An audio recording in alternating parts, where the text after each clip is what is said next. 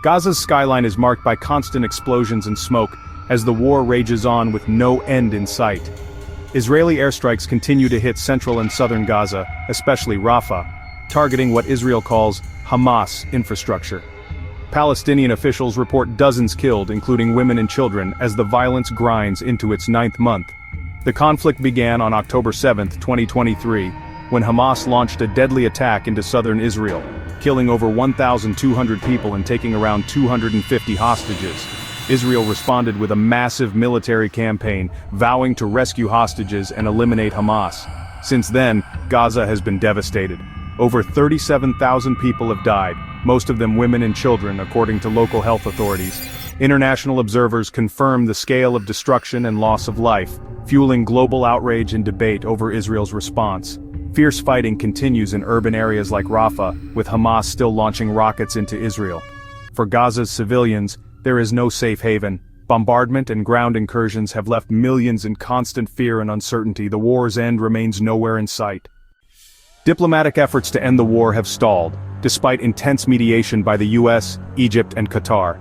The latest US-backed proposal calls for a phased ceasefire and hostage release, but both sides remain entrenched. Hamas demands a permanent ceasefire and full Israeli withdrawal from Gaza, conditions Israel rejects outright. Israel insists on continuing its campaign until Hamas is destroyed, agreeing only to a temporary truce for hostage exchanges. Each side sees the other's demands as an existential threat, making compromise elusive. The result: repeated cycles of hope and disappointment with no breakthrough in sight. Until either side shifts its core position, a lasting peace remains out of reach.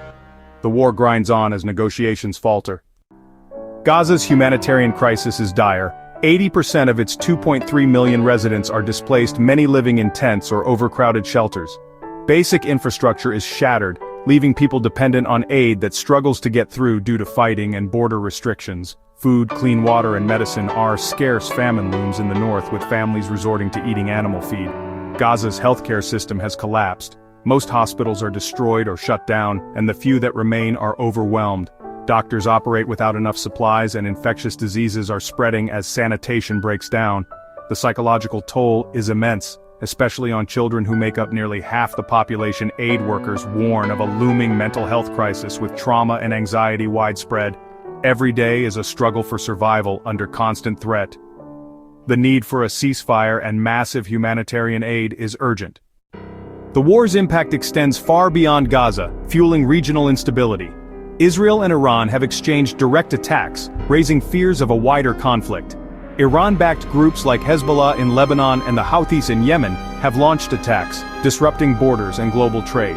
US forces in Iraq and Syria have also come under fire, prompting a military buildup. The conflict is inflaming old rivalries and risks drawing in more regional and global powers.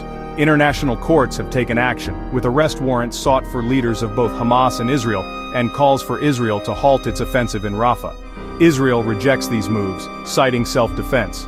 In the US, the war has become a divisive political issue, with debates over military support and humanitarian responsibility. Despite global pressure, the path to peace and relief for Gaza remains blocked by political and military obstacles.